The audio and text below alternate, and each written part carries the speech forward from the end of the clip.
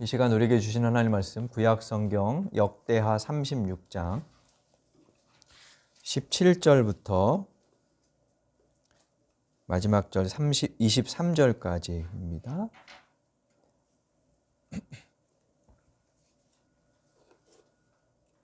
역대하 맨 마지막 장이죠. 36장 17절에서 23절.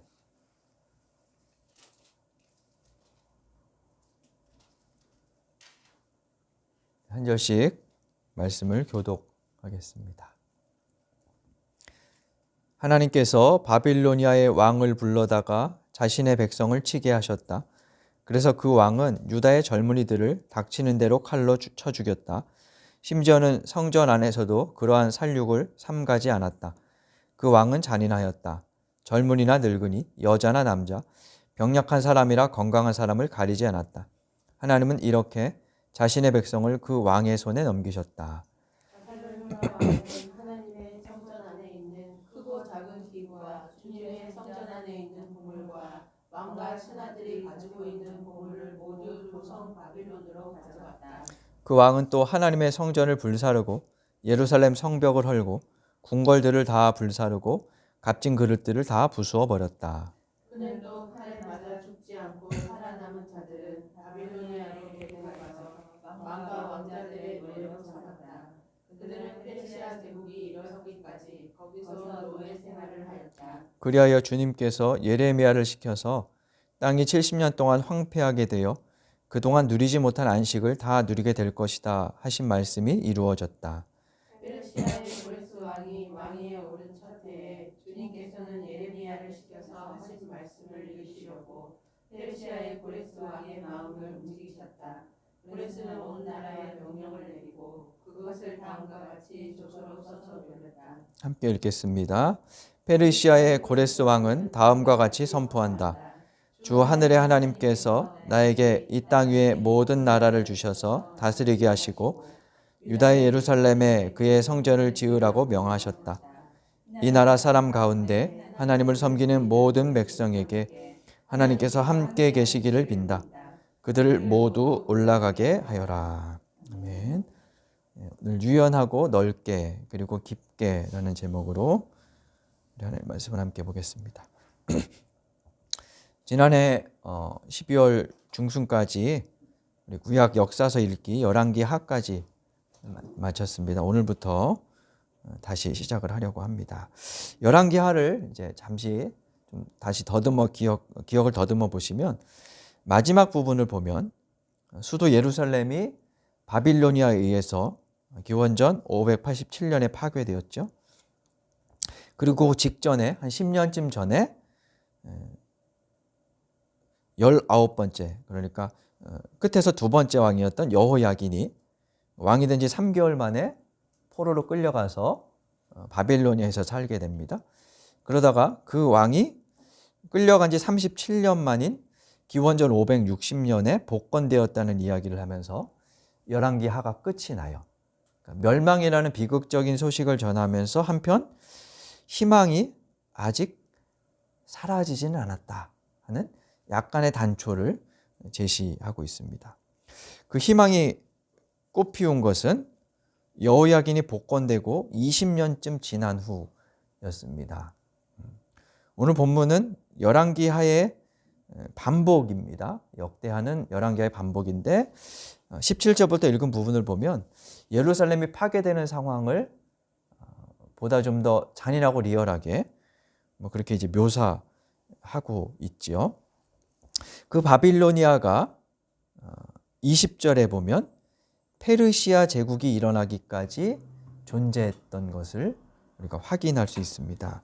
이 바빌로니아는 바빌로니아의 동쪽에 있던 페르시아라는 나라에 의해서 멸망합니다. 그게 기원전 539년의 일이었어요. 그렇게 이 바빌로니아의 전 영토를 페르시아가 차지하게 되는데요.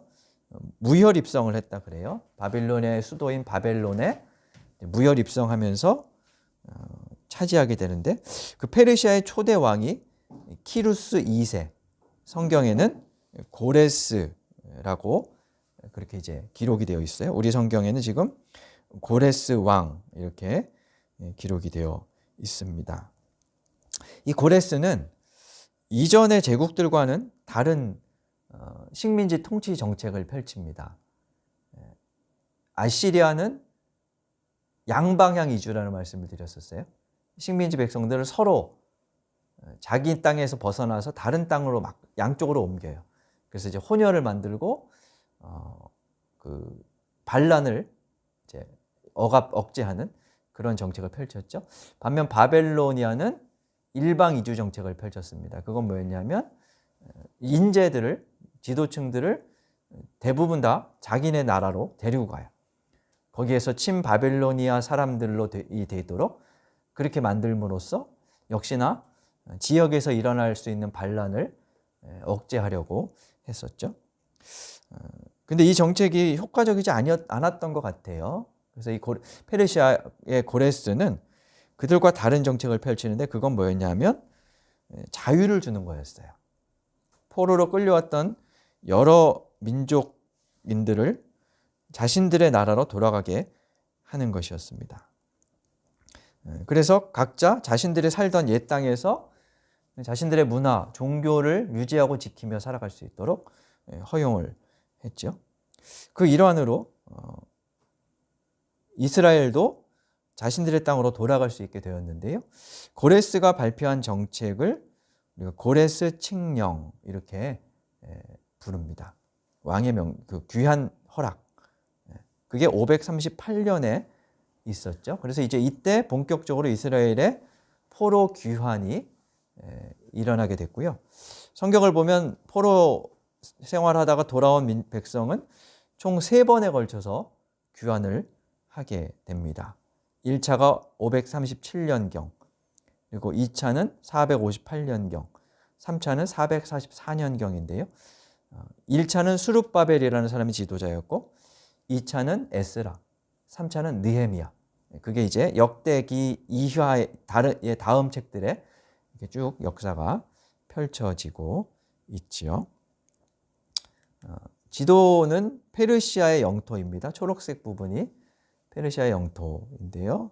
동쪽으로는 인도의 인더스강, 그리고 서쪽으로는 그리스, 지중해 전체 그리스 지역까지를 차지하고 있었습니다.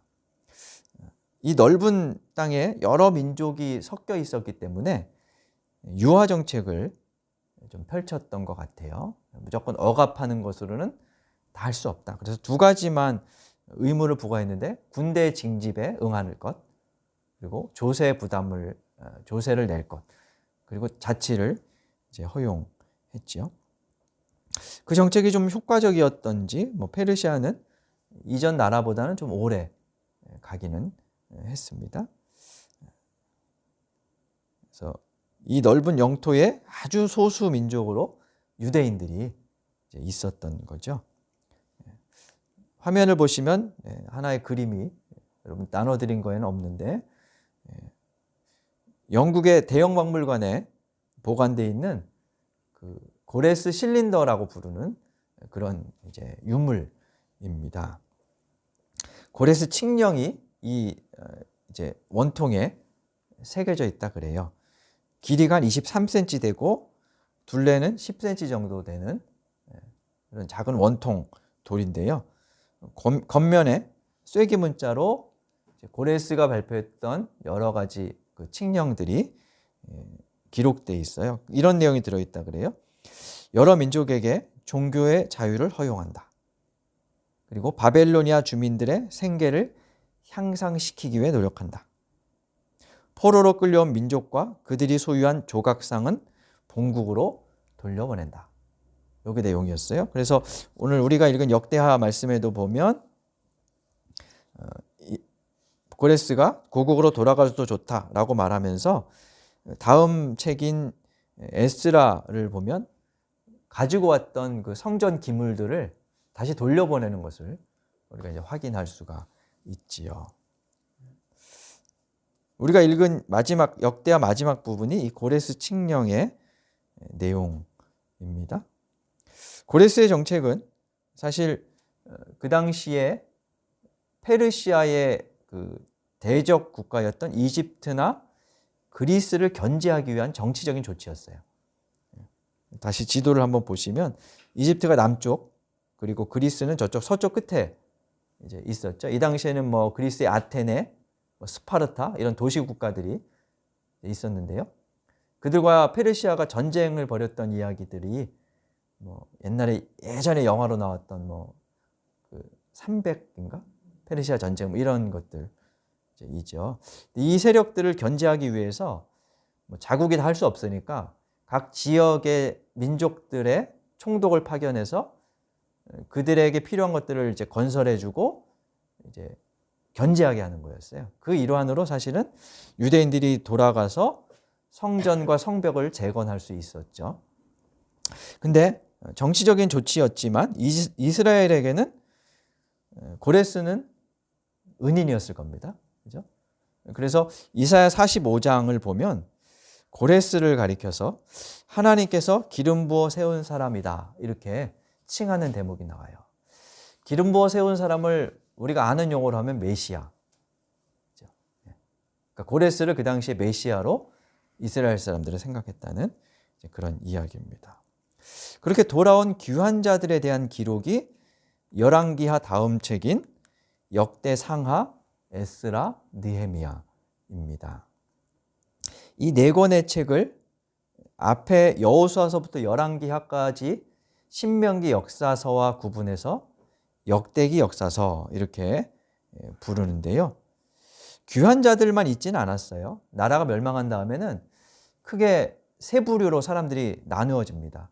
하나는 바벨론으로 잡혀가기 전에 각국에 흩어져서 다른 지역들로만 이렇게 피난 가는 사람들이 생겼겠죠. 이집트로 피난 가거나 북쪽으로 가거나 서쪽으로 가거나 그렇게 피난 가는 사람들이 생겼고요. 그들을 이제 디아스포라 이렇게 불러요. 그리고 본국에 남아있던 사람들이 있었어요. 주로 가난한 사람들, 배우지 못한 사람들이 남아 있었고요. 그리고 이제 귀한 자들이 있었습니다. 근데 이 남아있던 사람들과 귀한 자들 사이에 사실은 약간의 알력들이 있었던 것 같아요.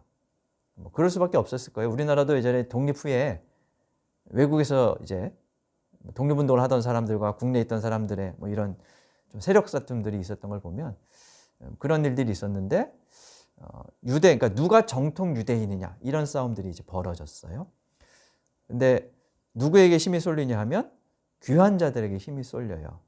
그럴 수밖에 없었던 것이 이들이 대부분 식자층이었고 지식인들이었고 문자와 글을 아는 사람들이었습니다. 그래서 그들에 의해서 역사가 기록되면서 아마 그들이 주도권을 쥐었을 가능성들이 있죠. 성경도 남아있던 사람들의 이야기보다는 귀한 자들의 이야기를 중심으로 역사를 이어갑니다. 그것이 역대기부터 느헤미야까지입니다. 참고로 기록 시기를 보면 앞에서 보았던 열왕기 하까지는 대략 기원전 560년경 나라가 멸망하고 얼마 후에 기록되었을 것으로 그렇게 이제 추정을 하고요. 반면 역대기 역사서는 앞의 역사를 다시 쓴 것인데 시간이 꽤 지난 후였어요. 기원전 420년 그러니까 한 120년, 2~30년 지난 후에 쓰게 됩니다. 심지어 어떤 사람들은 그보다 70년 후인 350년경까지도 보기도 한다 그래요. 그러니까 한 200년쯤 후까지도 보는 거죠. 그러니까 이런 겁니다. 지금 이 시대에 우리가 쓰는 역사책이 있을 수 있겠죠. 이 역사를 200년 후에 누군가 다시 씁니다. 그러면 어떤 일이 벌어질까요? 같은 사건이어도 관점과 해석이 달라질 수밖에 없겠죠. 그런 이야기들이 이 열왕기와 역대기를 보면 담겨 있습니다. 포로기를 거치는 동안 이스라엘은 여러 변화가 생깁니다. 언어가 달라지기도 하고요. 종교 문화가 달라지기도 합니다. 그 점에 대해서는 나중에 다시 말씀을 드리도록 하겠습니다. 이 귀한 세대들에게 크게 두 가지의 인생 질문이 생겼어요. 달라진 질문이 있어요. 나라가 멸망한 직후에는 왜 우리가 망했지? 이게 주요한 관심거리, 질문거리였는데 돌아온 세대들에게는 그것은 더 이상 질문거리가 아니었습니다. 그들에겐 크게 두 가지의 질문이 있었습니다. 하나는 옛 세대와의 연속성 문제였어요.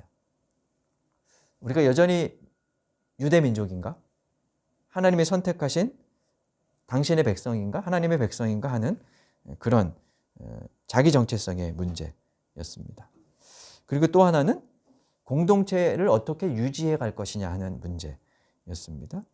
역대기 역사서는 이런 질문에 대답하기 위해서 기록된 책입니다.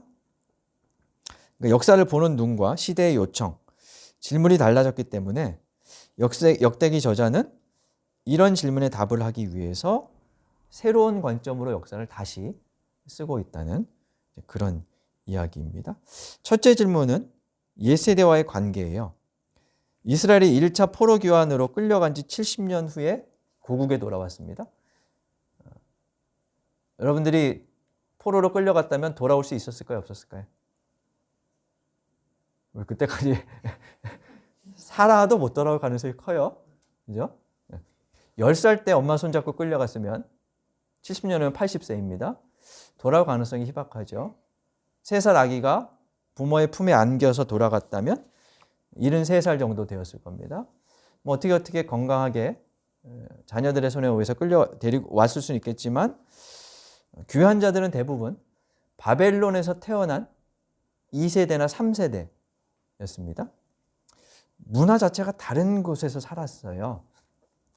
그들이 돌아왔습니다. 여기가 부모들이 살던 땅이라고 하는데 이게 와닿지가 않겠죠. 그래서 고민이 생겨요. 이곳에 살던 우리의 조상들과 우리는 무슨 관계가 있나? 그래서 아까 말씀드린 대로 우리는 여전히 조상들처럼 하나님 백성인가? 하는 질문을 하게 됩니다. 두 번째 질문은 공동체 유지 문제였습니다. 돌아온 공동체는 땅은 있었지만 여전히 제국의 통치권 아래에 있었습니다. 다윗 왕가는 사라졌고 페르시아의 속국이었어요. 정치 지도자는 페르시아에서 파견된 총독이었습니다. 이미 유대 땅에는 제국의 문화나 사상이 상당히 유입되었을 거예요. 그런 상황에서 우리는 성경만 읽다 보니까 유대 민족이 되게 많은 민족으로 생각하지만 되게 소수였거든요. 이 소수 민족이 어떻게 살아남을 수 있을까를 고민할 수밖에 없겠죠. 하나님의 백성으로 여전히 존속하려면 어떻게 해야 할까? 무엇을 해야 할까? 하는 것이 그들의 고민거리였고요. 역대기 역사가는 크게 이 두 가지 질문에 답을 하기 위해서 펜을 들고 다시 역사를 기록합니다. 그렇게 기록된 것이 역대기, 에스라, 느헤미야입니다. 어떤 학자들은 이 네 권의 책은 에스라까지 세 권의 책은 에스라가 썼다라고 말하기도 하고요. 그렇게 보지 않는 시각도 있습니다만 어쨌든 후대에 기록됐어요. 그래서 이 역대기의 구조와 특징을 보면 두 가지 질문에 어떻게 답했는지를 우리가 이제 알 수 있어요. 역대기 구조는 단순합니다. 역대상 1장부터 9장까지는 아담부터 귀환한 세대까지 족보가 기록되어 있어요. 사람 이름만 다 나옵니다. 읽기가 매우 어려운 좀 그런 기록입니다. 명단만 쭉 나오는데 역대기뿐만 아니라 에스라, 느헤미야에도 여러 명단이 많이 나와요. 우선은 돌아왔으니까 이렇게 좀 누가 우리의 조상들인지를 추스리면서 역사를 정리하는 차원도 있었을 것이고요. 또 한 가지는 이 족보는 조상들이 남겨두고 떠났던 땅의 소유권, 토지 등재, 분배 문제와도 연관돼 있었을 거예요. 그걸 알아야 이게 땅을 적절하게 다시 분배할 수 있고 뭐 이럴 테니까요.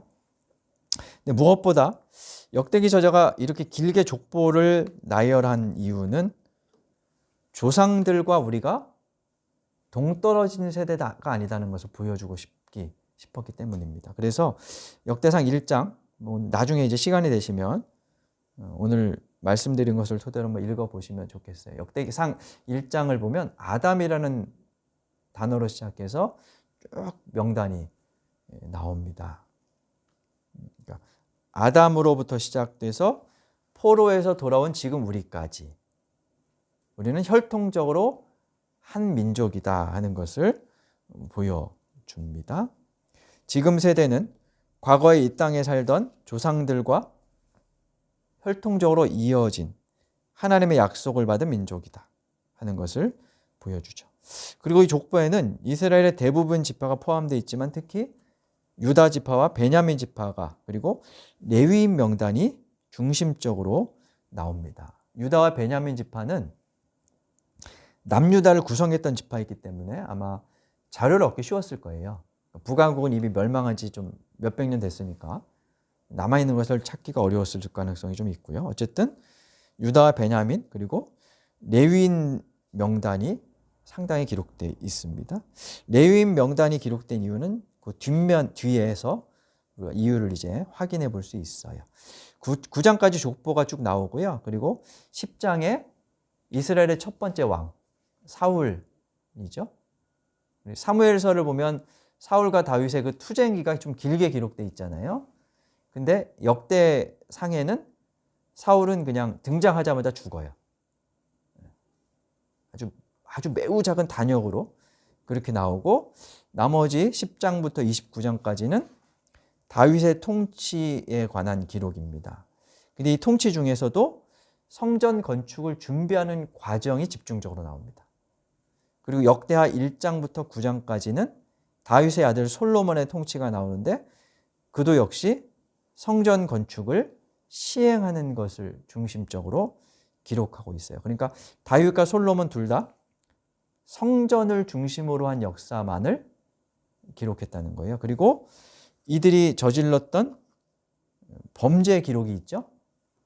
우리가 그 사무엘 상하 열왕기를 읽으면서 확인했던 그런 범죄에 대한 기록은 모두 다 생략해 버립니다. 딱 하나 다윗의 실정이 하나 나오는데 그건 뭐냐 하면 다윗이 인구조사를 하다가 그 인구조사가 하나님께 죄가 돼서 벌받는 장면이 나옵니다. 다루진 않았습니다만 이제 그런 이야기가 있었어요. 근데 그것을 기록한 이유도 다윗이 그 범죄에 대해서 이제 속죄하기 위해서 오르난이라는 사람의 타작마당, 땅을 사들여서 거기에서 희생제사, 번제를 드리는 그런 일이 있었는데 다윗이 샀던 땅이 나중에 성전터가 돼요. 그러니까 그 사건을 굳이 기록한 이유도 역시나 성전과 연관되기 때문에 기록한 거죠. 그러니까 역대기 저자는 사무엘기와 열왕기를 자료로 썼는데 그래서 중첩되는 것도 있지만 단순히 갖다 쓰지 않고 자신의 신학적인 입장이나 역사 해석에 따라서 어떤 것은 선택하고 어떤 것은 과감히 생략하고 또 수정하기도 하고 보완하기도 하는 방법으로 그렇게 역사를 재해석하고 기록을 했다는 거죠. 또 하나 예를 들면 열왕기 하에서 남유다 역사에서 가장 악한 왕이 하나 있었어요. 므낫세라는 사람이었는데요. 이 므낫세는 매우 악한 왕으로 열왕기에 기록되어 있는데 이 역대하를 보면 므낫세가 나중에 회개해서 하나님이 용서하셨다는 것이 포함되어 있어요. 그런 내용들이 조금 다르게 이제 기록되어 있는 거죠. 자, 여기서 이제 우리가 생각해 볼 것은 이런 거예요. 첫째, 성전 중심으로 역사를 기록하고 그 성전의 건축을 준비하고 시행했던 다윗과 솔로몬의 이야기를 그들이 잘못한 것들을 삭제하면서 조금 이상적인 왕으로 그렇게 그리고 있는 이유이죠. 왜 이렇게 했냐면 다윗과 솔로몬을 성전을 건설한 이상적인 왕으로 모델화하고 싶었기 때문입니다. 그렇게 함으로써 성전을 강조하고 싶었던 거예요. 그리고 더 나아가서는 장차 다윗 같은 선 왕이 우리의 시대에 나타나서 나라를 좀 다시 새롭게 하면 좋겠다라는 염원, 기대를 여기에 담고 있었던 거죠. 그리고 나머지 부분은 이제 솔로몬 이후의 왕들에 대한 내용, 그리고 귀환까지의 기록을 담고 있지요. 우리가 읽은 부분은 역대하의 맨 마지막 부분, 이제 고레스가 칙령을 내리고 귀환하게 되는 그런 과정입니다. 역대 상하는 구조적으로는 좀 이렇게 단순한 편이어서 요 틀을 가지고 이제 읽으면 대략 이제 이해를 할 수가 있습니다. 그래서 오늘 우리가 함께 생각해 볼 문제는 우리의 질문은 지금 어떻게 이것을 적용할 수 있을까라는 것입니다. 왜 이런 질문을 하느냐 하면 역대기는 또 열왕기도 그렇지만요. 그 시대의 세대들의 인생의 고민, 국가적인 고민, 공동체의 질문, 이런 것들에 답하기 위해서 기록된 것입니다. 이 말은 특수한 상황에서 그에 대한 답으로 주어진 것이라는 거거든요. 그래서 특수를 우리에게 좀 보편화시키려면 1차적인 배경을 이해하고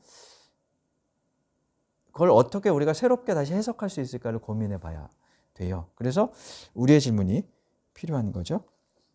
근데 보통 역대하를 이제 역대 상하를 어떤 식으로 우리가 이제 적용하냐 하면 다윗과 솔로몬은 성전을 짓고 성전을 중심으로 살아서 우리도 교회를 중심으로 열심히 모이고 예배드리면 된다.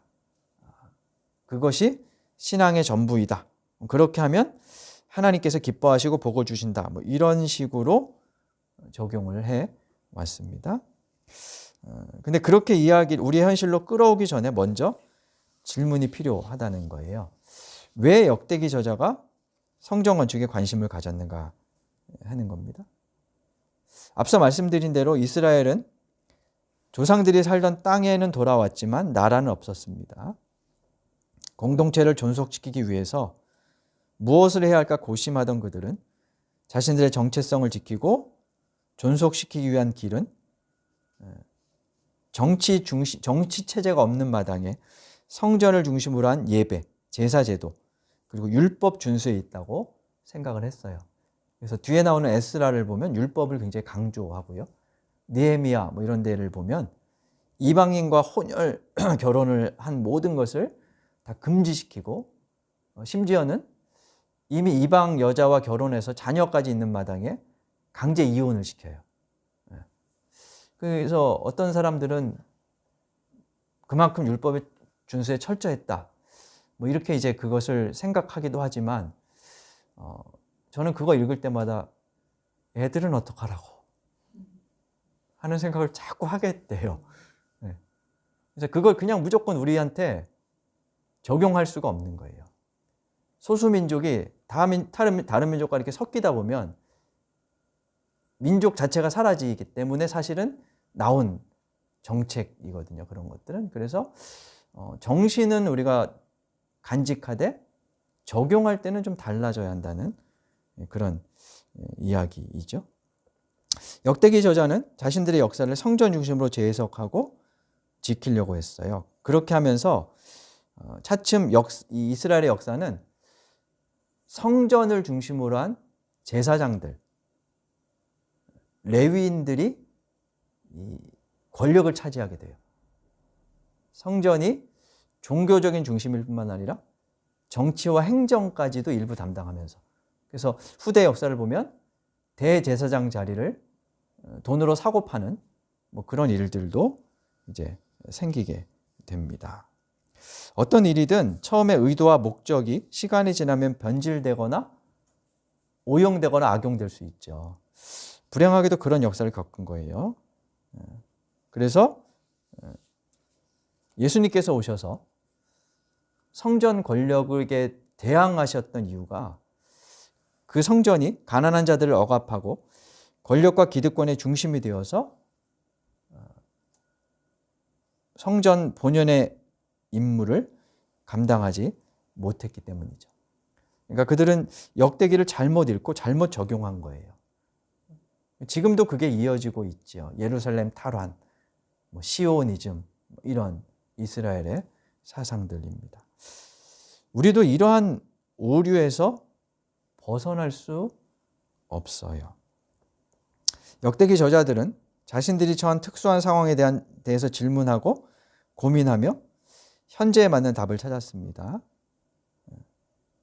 그들은 100여 년 전에 조상들이 기록했던 열왕기서를 읽으면서 그걸 그대로 자신들의 현실에 받아들이지 않았어요. 그 해석을 존중하면서도 거기에서 또 다른 것들을 찾아내서 자신들의 현실에 적용하죠. 바꿔 말하면 유연하고 넓게 재해석해서 오늘의 질문에 답을 찾아갔다는 겁니다. 물론 종교적으로 보면 사실은 더 보수적으로 흘러갔는데요. 그렇게 될 수밖에 없었던 특수한 상황들이 있었다는 겁니다. 여기서 제가 생각해 보고 싶은 것은 그거예요. 과거의 해석을 무조건 현재에도 맞는 답이다고 맞춘 것이 아니라 그들이 치열하게 고민했을 그들의 그 삶에 대한 어떤 숙고라 그럴까요? 역사에 대한 태도라 그럴까요? 그리고 하나님의 뜻에 물어가는 과정이라 그럴까요? 그런 것들을 우리가 어떻게 담을 수 있을까라고 하는 거죠. 지금 우리는 역사 인식과 성경 해석에 좀 상당히 경직돼 있다는 생각이 많이 듭니다. 기독교인들이 특히 그렇죠. 그래서 열왕기서와 역대기서의 이야기가 왜 다른지 생각하지 않고 그냥 단편적인 사파들, 다윗과 솔로몬의 성전 건축, 성전 예배 중심의 삶, 이런 것들만 그냥 단편적으로 끄집어내서 성전과 교회를 동일시하면서 그것을 강조합니다. 그래서 모든 기독교인의 삶이 오직 교회에만 집중되었어요. 어떤 맥락에서 그것이 강조되었는지 알아야 하는데 맥락이 없이 모든 문제에 대한 해답을 예배에서 찾고 기도에서 찾고 교회 봉사에서 찾죠. 그래서 어떤 분은 그렇게 얘기해요. 목회자들이 설교 본문을 매주 다른 걸로 정하는데 답은 늘 똑같다. 결론을 보면 하나님 잘 믿어라. 하나님 잘 믿는 게 뭐냐? 예배 열심히 드려라. 성경 열심히 읽고 기도 많이 해라. 교회 사랑하면서 봉사 많이 해라. 이거예요. 그러니까 원론적으로는 맞는데 그게 다 답이 되진 않거든요. 그래서 원리적인 면에서 취할 것은 취하지만 사실은 그보다는 좀 더 유연한 사고가 필요하다는 거예요. 그래서 답이 딱 하나밖에 없으면 거기에 경직될 가능성이 있기 때문입니다. 제가 오늘 결론적으로 말씀드리고 싶은 것은 그겁니다.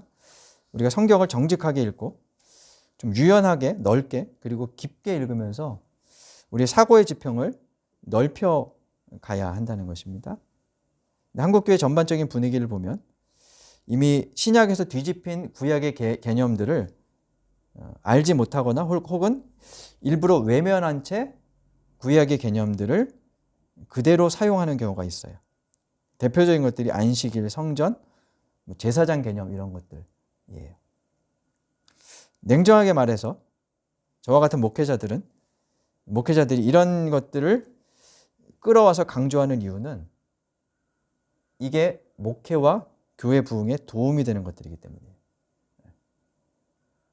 그리고 교인들 입장에서는 거기에 복받는 비결이 있다고 믿기 때문에 따르는 거죠. 이제는 우리의 신앙 지평이 그것을 넘어설 수 있어야 한다고 생각합니다. 그 시작은 우리가 성경을 유연하고 넓게 그리고 깊게 보는 겁니다.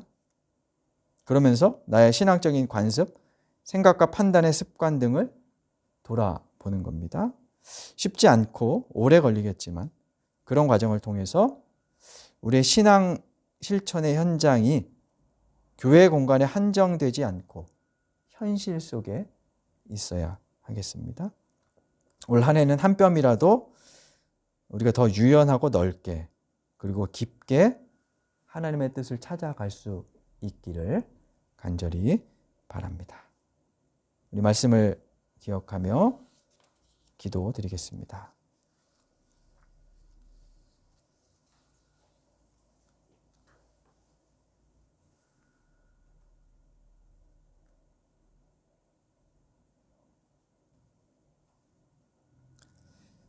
사랑의 아버지, 누구보다 유연하여 죄인을 품으시고 무엇보다 넓게 세상을 사랑하시며 어떤 것보다 깊게 많은 것을 생각하시는 주님을 저희가 닮아가게 하여 주옵소서. 저희의 생각, 신앙이 경직되거나 폐쇄적이 되지 않고 더 유연하고 넓고 깊어질 수 있도록 도와 주옵소서. 예수님 이름으로 기도드립니다. 아멘.